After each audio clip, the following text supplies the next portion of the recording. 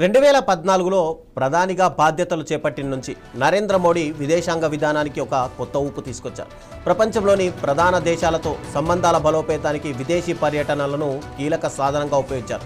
America, Japan, Australia, France, UAE, Saudi Arabia, Russia వంటి దేశాలను పలుమార్లు సందర్శిస్తూ వ్యూహాత్మక, ఆర్థిక, రక్షణ భాగస్వామ్యాలను మరింత బలోపేతం చేశారు.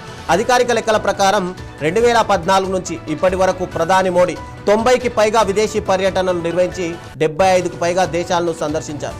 ఈ పర్యటనల్లో ద్వైపాక్షిక సమావేశాలతో పాటు G20, బ్రిక్స్, SCO, UNE వంటి అనేక అంతర్జాతీయ వేదికల్లోనూ భారత స్వరాన్ని బలంగా వినిపించారు.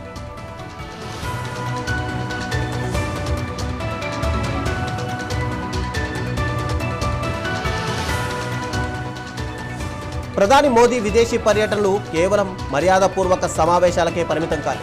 రక్షణ ఒప్పందాలు, వాణిజ్య విస్తరణ, పెట్టుబడుల ఆకర్షణ, సెమీకండక్టర్లు, కీలక ఖనిజాలు, క్లీన్ ఎనర్జీ, డిజిటల్ టెక్నాలజీ వంటి రంగాల్లో కీలక ఒప్పందాలు కుదిరాయి.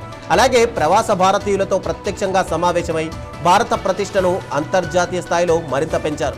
భారత్ను గ్లోబల్ తయారీ కేంద్రంగా, విశ్వసనీయ భాగస్వామిగా నిలబెట్టే ప్రయత్నాల్లో ఈ విదేశీ పర్యటనలు కీలక పాత్ర పోషించాయి.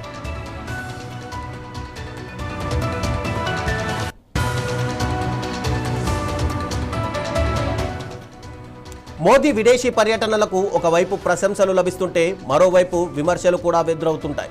మద్దతుదారులు ఈ పర్యటనల వల్ల భారత దౌత్య ప్రభావం, పెట్టుబడులు, వ్యూహాత్మక భాగస్వామ్యాలు గణనీయంగా పెరిగాయని చెబుతున్నారు. విమర్శకులు మాత్రం విదేశీ పర్యటనల సంఖ్య, వ్యయంపైన ప్రశ్నలు లేవనెత్తారు. టూర్ ప్రత్యక్ష ఫలితాలపైన చర్చ అవసరమని అంటున్నారు. అయినప్పటికీ ప్రపంచ ప్రధాన దేశాలతో సన్నిహిత సంబంధాలు ఏర్పరచడంలో, అంతర్జాతీయ వేదికలపై భారత్కు కీలక స్థానం కల్పించడంలో మోదీ విదేశాంగ విధానం ప్రత్యేక గుర్తింపు పొందింది. ప్రస్తుతం ఇండోనేషియా, ఆస్ట్రేలియా, న్యూజిలాండ్ పర్యటన కూడా అదే వ్యూహంలో భాగంగా భావిస్తున్నారు. ప్రధానమంత్రి నరేంద్ర మోదీ ఈ నెల 6 నుంచి ఇండోనేషియా, ఆస్ట్రేలియా, న్యూజిలాండ్లలో తన 6 రోజుల పర్యటన చేయనున్నారు.